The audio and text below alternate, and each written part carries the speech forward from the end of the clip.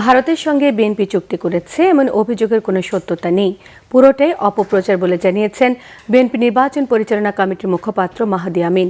গুলশানে নির্বাচন পরিচালনা কার্যালয়ে সংবাদ সম্মেলনে মন্তব্য করেছেন মাহদি আমিন বলেছেন, সার্বভৌমত্ব রক্ষা করাই বিএনপি রাজনীতি।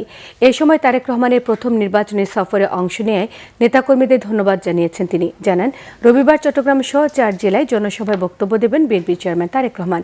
কাল সকালে স্থানীয় একটি হোটেলে বিভিন্ন বিশ্ববিদ্যালয়ের 300 শিক্ষার্থীকে নিয়ে ইউথ পলিসি টকে অংশ নেবেন তারেক রহমান।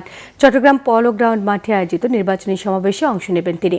যাত্রাপথে ফেনীতে পাইলট স্কুল খেলার মাঠে, কুমিল্লায় যথাক্রমে 14 হাই স্কুল মাঠ, সোয়াগাজী ডিগবাজির মাঠ এবং দাউদকান্দি উপজেলার কেন্দ্রীয় ঈদগাহ মাঠে আলাদা নির্বাচনী সমাবেশে বক্তব্য রাখবেন তিনি।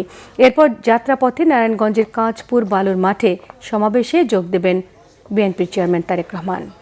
অপকৌশল বা অজ্ঞতা যেটাই হোক, ভারতের সাথে বিএনপির চুক্তির বিষয়ে যেসব কথা বলা হচ্ছে তা সম্পূর্ণরূপে অপপ্রচার। আমরা গণ অভ্যুত্থানের আকাঙ্ক্ষা বলতে সেটাই বুঝি যে এখানে ইতিবাচক রাজনীতি হবে, কোনো অপপ্রচার, অপকৌশল, অপরাজনীতি সেটা হওয়া উচিত না। কারণ বিএনপির রাজনীতি মানেই তো বাংলাদেশপন্থী রাজনীতি। আমাদের নেতা জনাব তারেক রহমানের যে রাজনীতি, সেখানে হচ্ছে সবার আগে বাংলাদেশের স্বার্থ, বাংলাদেশের সার্বভৌমত্ব, জনগণের ক্ষমতায়ন, এটিকে কেন্দ্র করেই তো বিএনপির রাজনীতি।